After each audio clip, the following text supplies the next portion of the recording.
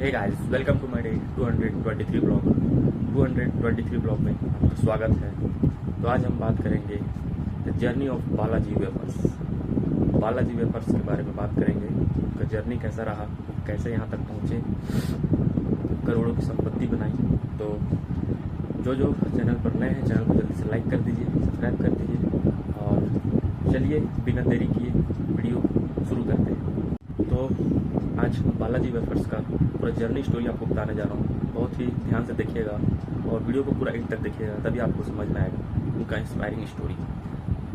Balaji wafers के 3 भाई थे, चंदू भाई, भिखू भाई और कन्नू भाई। तीनों भाई थे। उनके पिताजी एक किसान थे जो कि गुजरात के एक छोटे शहर में रहते थे। उनके पिताजी किसान थे, खेती बाड़ी किया करते थे, बहुत ही गरीब परिवार था। उनके पिताजी का एक दिन ऐसा स्थिति आया कि खेत सूखा पड़ गया और सब कुछ बर्बाद हो गया और उनका घर गुजर बजर भी वैसा ही चलता था। उन्होंने खेत को बेच दिया। फिर तीनों भाई ने सोचा कि अब क्या करें। तीनों भाई राजकोट की ओर चले गए। राजकोट की ओर गए, काम ढूंढने लगे। उनको एक ऐसी जगह काम मिला, फिल्म थिएटर में काम मिला और वहाँ पे उनको कैंटीन का काम मिला। वो कैंटीन का काम देखते थे, सर्व करते थे, लोगों को चिप्स का पैकेट्स देते थे, पॉपकॉर्न देते थे और ज़रूरत पड़ी तो टीवी थिएटर के अंदर जाकर भी लोगों को टिकट बांटते थे या फटे हुए लास्ट में जो सीट रहता था जिसमें लोग बैठते हैं उसको सिला करते थे। यही सब काम था। क्योंकि गरीब परिवार से थे, वो गरीब परिवार से बिलोंग करते थे, तो वहाँ तक पहुँचने में उनको और कहीं दूसरा काम नहीं मिल रहा था, तो कैंटीन का सर्व किया। धीरे धीरे देखा कि कैंटीन में लोग का भीड़ ज़्यादा हो रहा है, लेकिन चिप्स के जो पैकेट्स आते थे, जो प्रोडक्ट्स आते थे, वो कहीं ना कहीं डिले कर रहे थे देने के लिए। तो उनके पास भरपूर प्रोडक्ट्स नहीं था लोगों को देने के लिए। तो उन्होंने एक दूसरी एजेंसी से कॉन्टैक्ट किया, तो उन्होंने फिर वैसा ही किया। उनका प्रोडक्ट डिले होता था आने में, चिप्स का पैकेट सही टाइम पे पहुंच नहीं पाता था, लोगों को सर्व नहीं हो पाता था। तो उन्होंने यहीं पे एक पॉइंट नोटिस किया कि क्यों ना हम खुद का चिप्स पैकेट बनाएं, खुद का बेचें।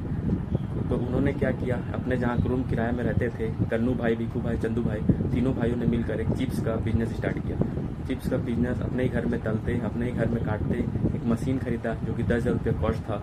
जो भी पैसा बचा था उसको इकट्ठा करके वहाँ से 10,000 रुपये लाए और बनाए और चिप्स बनाए। वहाँ से लोगों को धीरे धीरे अपने गांव में जो ठेला वाला दुकान था वहाँ पे सर्व करते गए। धीरे धीरे उन्हें ऐसा लगा कि कहीं ना कहीं चिप्स में हमारा अच्छा है, क्वालिटी अच्छा है, क्वालिटी पर ध्यान दिया और धीरे धीरे कस्टमर्स जुड़ते गए। और धीरे धीरे कस्टमर्स जुड़ते जुड़ते इतने बड़े अपने कैंटीन में जो काम करते थे वहाँ पर चिप्स का पैकेट दिया और लोग उनका टेस्ट पसंद करने लगे। धीरे धीरे उन्होंने क्या किया, धीरे धीरे स्टार्ट किया, पूरा इंडिया में फैलाना स्टार्ट किया। और धीरे धीरे इंडिया में फैलते फैलते उन्होंने सोचा कि अब कंपनी खड़ा किया जाए। कंपनी खड़ा किया, रिस्क लिया, मशीन सेटअप बनाया और चिप्स बेचना स्टार्ट कर दिया पैकेट्स में भरकर। और धीरे धीरे जब लोगों तक पहुंचा तो उनका टेस्ट पसंद आया, उन्होंने और भी प्रोडक्ट्स बनाए, नमकीन, भुजिया, पंजाबी तड़का, ये सब।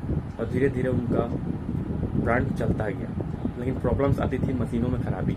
उनके पास एक अच्छा टेक्निक इंजीनियर नहीं था, तो उन्होंने क्या किया, खुद समझना स्टार्ट किया। क्योंकि वो 10th तक पढ़े हुए थे और खुद ही मशीन बनाना स्टार्ट किया। जो भी प्रॉब्लम्स होता मशीन में खुद ही स्टार्ट करते बनाना, उसको ठीक करते। धीरे धीरे टाइम देखते गए पूरा इंडिया में बालाजी वेफर्स का नाम हो गया। जो आदमी केवल 10,000 रुपये लगाकर एक मशीन खरीदा चिप्स बनाने के लिए, आज वो करोड़ों का साम्राज्य पर खड़ा है। चंदू भाई, भिखू भाई और कन्नू भाई तीनों ने मिलकर ये साबित कर दिया कि पढ़ा लिखा होना ज़रूरी नहीं है लाइफ में। अगर आपके पास एक अच्छा नॉलेज है, अगर आपके पास बिजनेस करने का आइडिया है, तो आप इंडिया में कुछ भी बेच सकते हैं। ठीक है, वो यहाँ तक पहुँचे हैं, तो सोचो आप वहाँ तक क्यों नहीं पहुँच सकते। उनका लाइफ स्टोरी से हमें बहुत कुछ सीखने को मिलता है कि कैसे एक गरीब परिवार का व्यक्ति यहाँ तक पहुँचकर, यहाँ तक आकर एक कैंटीन में सर्व कर अपना खुद का ब्रांड खड़ा कर इतना बड़ा आदमी बन सकता है। तो बोलते हैं ना, सोच अगर जिसकी बड़ी हो ना तो उसकी कामयाबी निश्चिंत बड़ी होगी। उनका सोच बड़ा था, हमेशा उनको बिजनेस करना था। क्योंकि गुजरात से आने वाले जो व्यक्ति हैं वो अधिकतर लोग बिजनेसमैन हैं और उन्होंने राजकोट में ये सब काम किया। राजकोट में काम खड़ा किया। उनके पिता बेहद गरीब थे, उनके पास खाने का पैसा नहीं था। उनका गुजर बसर सिर्फ इसी से चलता था कि जितना भी वो फसल उनका होता था उसी से खाना पीना चलता था। तीनों भाई ने सोचा कि अब हम ही को चेंज करना पड़ेगा, जो करना पड़ेगा। उन्होंने कुछ नोटिस किया और देखा कि नहीं भाई, अब ऐसे काम नहीं चलेगा, हमें रिस्क तो लेना ही पड़ेगा। तीनों भाइयों ने रिस्क लिया और रिस्क लेकर यहाँ तक पहुँचा। तो बिना रिस्क लिए आप लाइफ में कुछ नहीं कर पाओगे। जब तक आप रिस्क नहीं लोगे तब तक आप लाइफ में कुछ नहीं कर पाओगे, ठीक है। तो रिस्क लीजिए और लाइफ में आगे बढ़िए, तभी आप इनके जैसे बन सकते हैं। जो इन तीनों ने करके दिखाया वो आप भी कर सकते हैं, ठीक है। तो भाई आई होप कि आपको वीडियो पसंद आया हो, और वीडियो में क्या सीखने को मिला वो थोड़ा कमेंट करके बता दीजिएगा, ठीक है। कमेंट बहुत ज़रूरी है, लोग कमेंट नहीं करते हैं तो मुझे पता ही नहीं चलता कि फीडबैक क्या होगा, वीडियो कैसे बन रहा है कैसा नहीं बन रहा है। तो कमेंट करना बहुत ज़रूरी है, ठीक है। आप लोग कमेंट करके सिर्फ बताइएगा कि वीडियो भाई मैं कैसा बना रहा हूँ कैसा नहीं बना रहा हूँ, ताकि मैं अपना कुछ सुधार कर सकूँ, ठीक है। और जो वीडियो पर नए हैं वो एक बार प्लीज़ लाइक करके और सब्सक्राइब करके जाइएगा चैनल को, ठीक है। और ऐसा ही आपको वीडियो अगर देखना है तो कमेंट करके बताइए कि किसके बारे में बनाओ, उसके ऊपर वीडियो बना दूंगा, ठीक है। तो चलिए मिलते हैं नेक्स्ट ब्लॉग में, तक टिल देन गुड बाय।